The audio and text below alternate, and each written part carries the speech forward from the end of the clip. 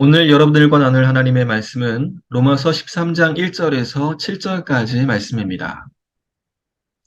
로마서 13장 1절에서 7절까지 말씀을 합독하시겠습니다. 각 사람은 위에 있는 권세들에게 복종하라. 권세는 하나님으로부터 나지 않음이 없나니 모든 권세는 다 하나님께서 정하신 바라. 그러므로 권세를 거스르는 자는 하나님의 명을 거스름이니 거스르는 자들은 심판을 자취하리라. 다스리는 자들은 선한 일에 대하여 두려움이 되지 않고 악한 일에 대하여 되나니 내가 권세를 두려워하지 아니하려느냐. 선을 행하라. 그리하면 그에게 칭찬을 받으리라.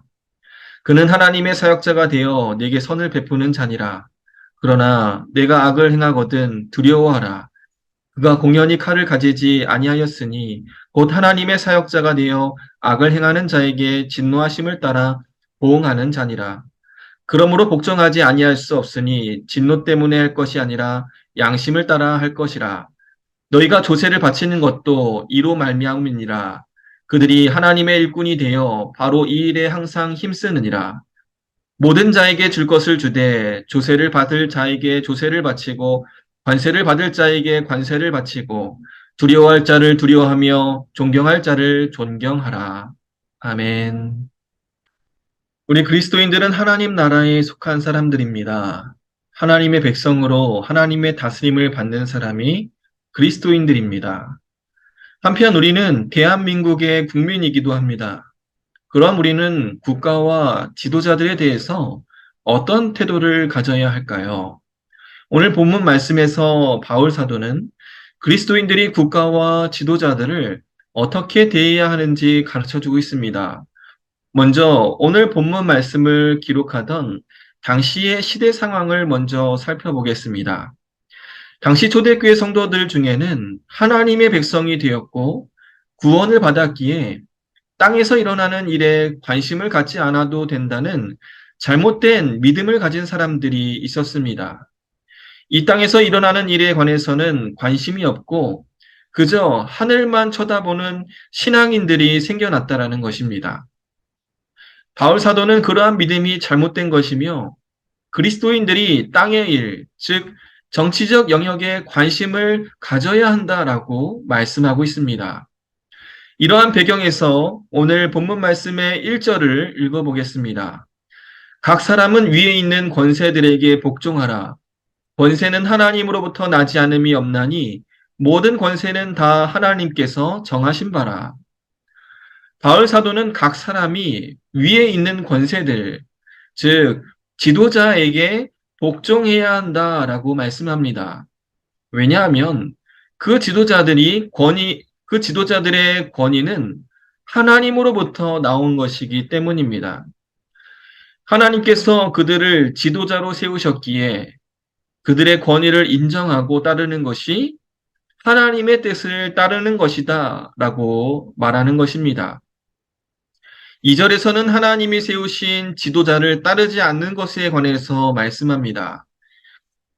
그러므로 권세를 거스르는 자는 하나님의 명을 거스름이니 거스르는 자들은 심판을 자취하리라. 만약 하나님께서 세우신 권세를 거스르면 하나님의 명령을 거스르는 것 같다라고 말씀하십니다. 저는 여기까지 말씀을 묵상하면서 이런 질문을 던져봅니다.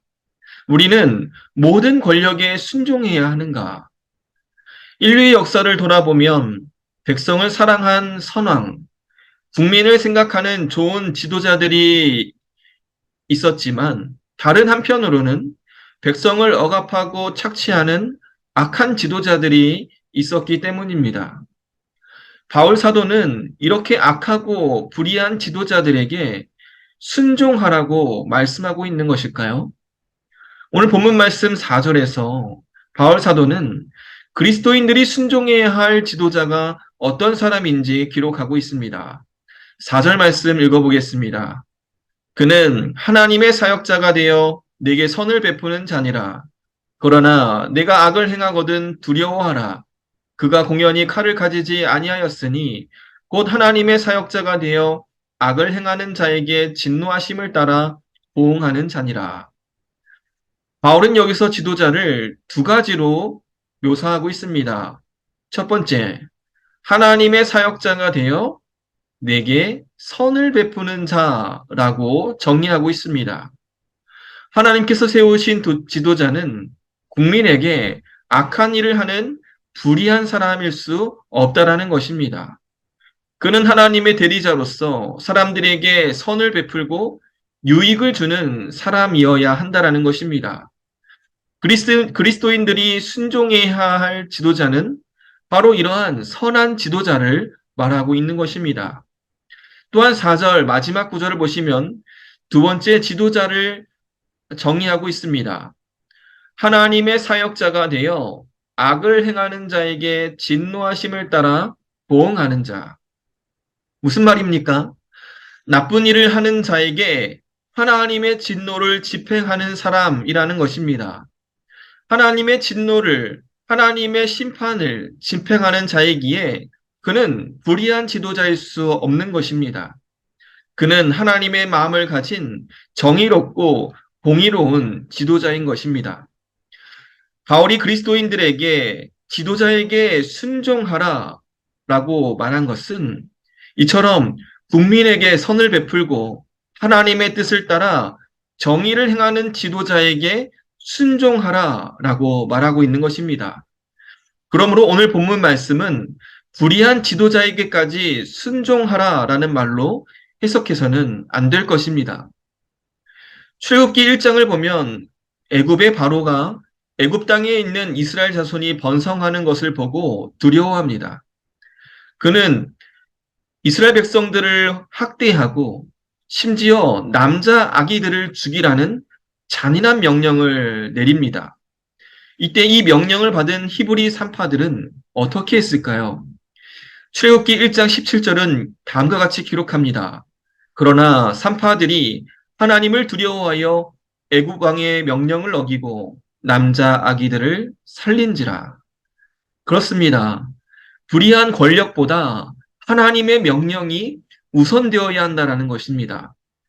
불의한 지도자의 뜻이 하나님의 뜻에 위배될 때는 하나님의 뜻을 따라야 한다는 것입니다. 그러므로 우리는 지도자에 대해서 어떤 태도를 가져야 합니까? 우선 지도자가 하나님의 뜻을 따르는 자인지 분별해야 합니다. 지도자가 하나님의 뜻을 따라 나라를 다스리는 지도자가 되기 위해서 기도하고 그가 정의롭게 나라를 다스릴 수 있도록 협력해야 합니다. 만약 우리의 지도자가 불의한 지도자라면 우리는 그의 명령에 복종해서는 안 됩니다. 그가 마음을 돌이켜 하나님의 뜻, 정의를 행할 수 있도록 우리의 목소리를 높여야 합니다. 그에게 하나님의 뜻이 무엇인지 전해야 합니다. 이러한 삶이 예수님께서 마태복음 5장에서 말씀하신 세상의 소금, 세상의 빛으로 살아가라 라는 의미인 것입니다. 성도 여러분, 우리가 사는 대한민국을 이끌어가는 지도자들 위해서 함께 기도하기 원합니다. 지도자들이 하나님을 경외하며 하나님의 뜻을 따라 나라를 다스릴 수 있도록 함께 기도하기 원합니다. 이 땅을 다스리는 지도자들이 하나님의 뜻을 행할 때 정파를 떠나 힘을 실어주고 지도자들이 하나님의 뜻에서 벗어날 때 정파를 떠나 하나님의 뜻을 전하는 우리 모두가 되기를 소망합니다. 그때의 우리나라는 하나님이 다스리시는 나라, 하나님이 통치하시는 나라, 하나님의 나라가 이루어지는 대한민국이 될 것입니다. 모두가 하나님의 형상대로 존중받는 나라, 정의로운 나라 만들어 나가는 저와 여러분, 우리 교회가 되기를 우리 주님의 이름으로 축원합니다. 이제 은혜 나누기 시간입니다. 세 가지의 주제를 드리겠습니다. 국가가 하나님의 뜻에 위배될 때 어떻게 해야 합니까? 두 번째, 공중 도덕을 잘 지키고 계십니까? 세 번째, 당신은 좋은 성도요, 좋은 시민입니까? 충분히 나누신 후에 찬양하시고, 구역 헌금하시고, 주기도문으로 예배를 마치시기 바랍니다.